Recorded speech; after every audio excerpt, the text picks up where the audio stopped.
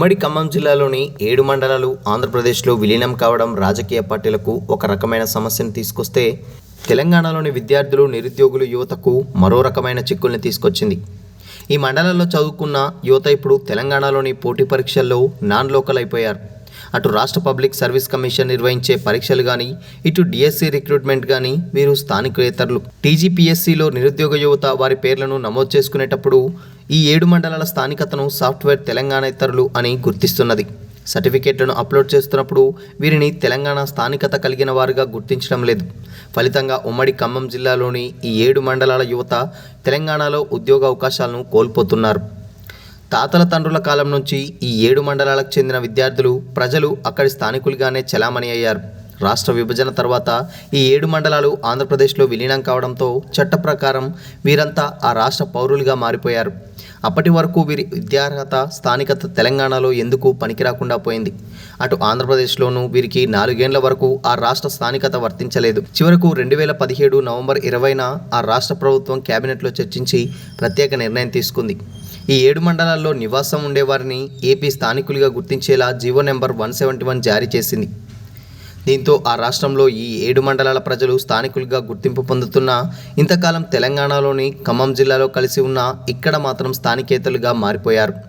7 మండలాలు బూర్గంపాడు, కుకునూరు, కూనవరం, వీలేరుపాడు, విఆర్పురం, చింతూరు, భద్రాచలంలోని ప్రజల స్థానికతపై 10 ఏళ్లుగా వివాదం కొనసాగుతూనే ఉన్నది. ప్రత్యేక ఆర్డినెన్స్తో మండలాలు ఏపీలో విలీనమైపోయినా వీరి స్థానికత, భవిష్యత్ ఉద్యోగ ఉపాధి అవకాశాలతో పాటు లోకల్ రిజర్వేషన్ విషయం మాత్రం అపరిష్కృతంగానే ఉండిపోయింది. ఉమ్మడి రాష్ట్రంలో దశాబ్దాలుగా ఈ మండలాల్లోని గ్రామాల్లోనే నివసించిన రాష్ట్ర విభజన తర్వాత జరిగిన పరిణామాలతో అప్పటి వరకు ఉన్న స్థానికత ప్రశ్నార్థకంగా మారింది. ఏపీలో కలిసిపోవడంతో తెలంగాణతో వీరికి బంధం తెగిపోయింది. కానీ అప్పటి వరకు జరిగిన విద్యాభ్యాసం, సర్టిఫికెట్లంటూ ఏపీలోనూ ఇటు తెలంగాణలోనూ లోకల్ రిజర్వేషన్ కేటగిరీలోకి రాకపోవడంతో విద్యార్థుల యువత భవిష్యత్పై కన్ఫ్యూజన్ నెలకొంది. ఏపీ ఇచ్చిన జీవోతో కొంత వెసులుబాటు వచ్చినా తెలంగాణలో మాత్రం వీరి ఆవేదనకు పరిష్కారం లభించలేదు. ఉద్యోగాలు, ఉపాధి అవకాశాల కోసం ప్రయత్నిస్తున్న ఈ 7 మండలాల్లోని యువతలో ఎక్కువ మంది నిరుపేద ఆదివాసీ గిరిజనులే. గడిచిన 10 ఏళ్లలో ఈ మండలంలోని యువత స్థానికత గురించి బీఆర్ఎస్ పట్టించుకోకపోవడంతో వీరి ఆవేదన ఎక్కడ వేసిన గొంగళి తరహాలోనే ఉండిపోయింది. ఈ 10 ఏళ్ల కాలంలో వీరు చాలా విధాలుగా నష్టపోయారని, ఇప్పుడైనా ప్రభుత్వం మారినందున పరిష్కారం దొరుకుతుందని ఎదురుచూస్తున్నారు. ఉమ్మడి ఖమ్మం జిల్లాలోని 7 మండలాలకు చెందిన స్థానికులే కాక సరిహద్దుగా ఉన్న ఉమ్మడి వరంగల్, ఇప్పుడు ములుగులో కూడా జిల్లాలోని యువత కూడా ఆ 7 మండలాల పరిధిలోని ప్రభుత్వ స్కూల్లో చదువుకున్నారు. వారి సర్టిఫికెట్లన్నీ ఇప్పుడు తెలంగాణలో నాన్ లోకల్గా మారిపోయాయి. ఇప్పటికీ ఈ 7 మండలాలకు చెందిన ప్రజల ఆధార్, రేషన్ కార్డు, ఓటర్లతో పాటు నివాస కుల ధృవీకరణ, జనన ఏజెన్సీ ఆదాయ ధృవీకరణ పత్రాలు కొత్తగూడెం, ములుగు జిల్లాల పేరు మీదనే ఉన్నాయి. 7 మండలాలు ఏపీలో విలీనం కావడంతో కేవలం సర్టిఫికెట్ల ఆధారంగా వీరి స్థానికత ఆ రాష్ట్రం పరిధిలోకి వెళ్ళి ఇక్కడ నాన్ లోకల్ అయిపోయారు. రాష్ట్ర విభజన అనంతరం 7 మండలాల విలీన ప్రక్రియ తర్వాత రాష్ట్రపతి ఉత్తర్వులు, జీవో నెంబర్ 674 కల్పించిన వెసులుబాటుతో ఏపీ ప్రభుత్వం ప్రత్యేకంగా జీవో ఇచ్చి తెలంగాణ ప్రాంతంలో చదివినప్పటికీ వారు ఏపీ స్థానికులేనంటూ స్పష్టమైన ప్రకటన చేసింది.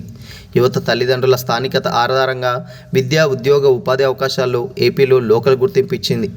ఆంధ్రప్రదేశ్ ప్రభుత్వం తరహాలోనే ఇప్పుడు తెలంగాణ ప్రభుత్వం సైతం ప్రత్యేక జీవో తెచ్చి 7 మండలాలకు చెందిన యువత విషయంలో 10 ఏళ్లుగా వారు ఏపీ స్థానికులుగా కొనసాగుతున్నప్పటికీ ఉమ్మడి రాష్ట్రంలో వారు చదివిన కాలాన్ని, తల్లిదండ్రుల స్థానికతను పరిగణనలో తీసుకొని రాష్ట్రంలోని విద్య, ఉద్యోగ, ఉపాధి అవకాశాల్లో లోకల్గా గుర్తింపు ఇవ్వాలని కోరుతున్నారు.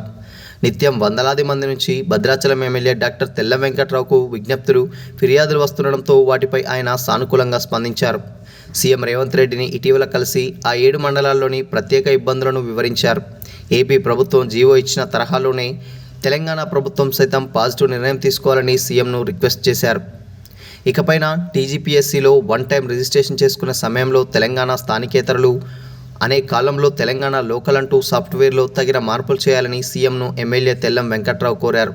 అన్ని రకాల విద్యా, ఉద్యోగ అవకాశాల్లో స్థానికులుగానే గుర్తించాలనే విధానపరమైన నిర్ణయాన్ని తీసుకోవాలని ప్రత్యేక విజ్ఞప్తి చేశారు. వెనుకబడిన ప్రాంతమైనందున ఇక్కడ యువత, నిరుపేద ఆదివాసీ గిరిజనులందున ఈ ప్రత్యేక వెసులుబాటు కల్పించాలని కోరారు.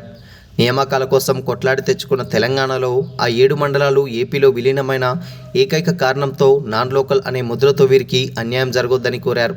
Pinapaka MLA Payam Venkateswarlu, Aswaraopeta MLA Jare Adinarayana, Yellandu MLA Koram Kanakaiah తదితరులంతా సీఎంకు విజ్ఞప్తి చేశారు.